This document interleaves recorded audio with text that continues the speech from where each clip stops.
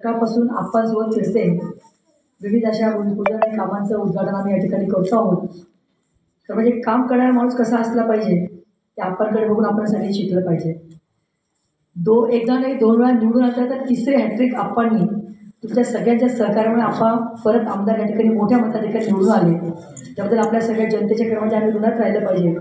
तुम्ही आप्पांसोबत पण राहिलात आणि माझ्याही सोबत राहिला, म्हणूनच मी आणि आप्पा खासदार आणि आमदार म्हणून आज तुमच्यापुढे येऊ शकलो. पण काम जो करतो त्याच्या पाठीमागे जनता असते.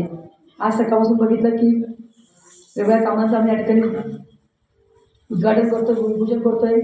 विविध कार्यक्रम सोसायटीला सुद्धा आप्पासाहेबांनी पैसे दिले. म्हणजे मला असं वाटतं आप्पासाहेब हे मी पहिल्यांदा बघते की सोसायटीला पण तुम्ही या ठिकाणी पैसे दिलेले. म्हणजे आमदार निधीचा वापर प्रत्येक घटकापर्यंत गेला पाहिजे. जी तळमळ असावी लागते ती आप्पांमध्ये होती, म्हणून वाटतं हे काम होऊ शकते. पंतप्रधान ग्राम सडक योजनेच्या माध्यमातून आपण जर रस्त्याचं आता भूमिपूजन केलेलं आहे.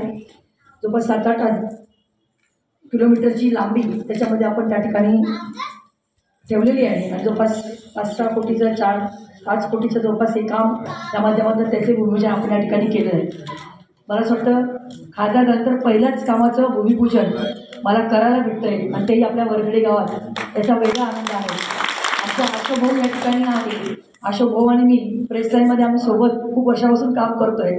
त्यामुळे या गावाशी माझं जुनं नातं वरखेड्याचं अशोक भाऊंमुळे मला वाटतं त्यावेळेला मी 1-2 वेळा या ठिकाणी गावाला येऊन पण गेले. पण आज खासदार म्हणून तुमच्याकडे येताना मला भेटलं. आपण तर मला सांगते भूमिपूजन करण्याच्या पहिल्या प्रचाराला पण आम्ही ह्याच गावामध्ये फिरलो होतो. त्यामुळे परत दुसऱ्यांना येण्याचा योग आला तर हे म्हणतात की खासदारला पण 1000 रुपये मिळवा. तशी वेळ येते आपल्याला आणून देता येणार नाही. तर यांनी आपल्या पाठीमागे खंबीरपणे उभे राहिले. आज आपण या ठिकाणी आहोत. आणि याच्यात सगळ्यात मोठा वाटत आपल्या लाडक्या बहिणींचा आहे. आवाज मोठा येतोय की आणि या लाडक्या बहिणी तुमच्या पाठीमागं उभं राहिल्या आणि माझ्या पाठीमागं उभ्या राहिल्या, म्हणून आज आम्ही एवढं चांगल्या पद्धतीने निवडून आलो. वास्तविक लोकसभेला एवढी पडझड होती की अख्ख्या महाराष्ट्रभरमध्ये खूप ठिकाणच्या आपल्या चांगल्या ठिकाणच्या जागा पडल्या. खूप कामं त्याही लोकांनी केली होती. म्हणून वेगळ्या पद्धतीचे काही त्या ठिकाणी मेसेज दिल्यामुळे खूप जागा पडल्या. पण त्याही परिस्थितीत आपण सगळेजण खंबीरपणे आमच्या पाठीशी राहिला आणि निवडून आल्यामुळे ही चांगली कामं आम्हाला करता येत आहेत. तर म्हणजे त्याला खूप कमी असतं, मागण्यांची संख्या खूप कमी असते.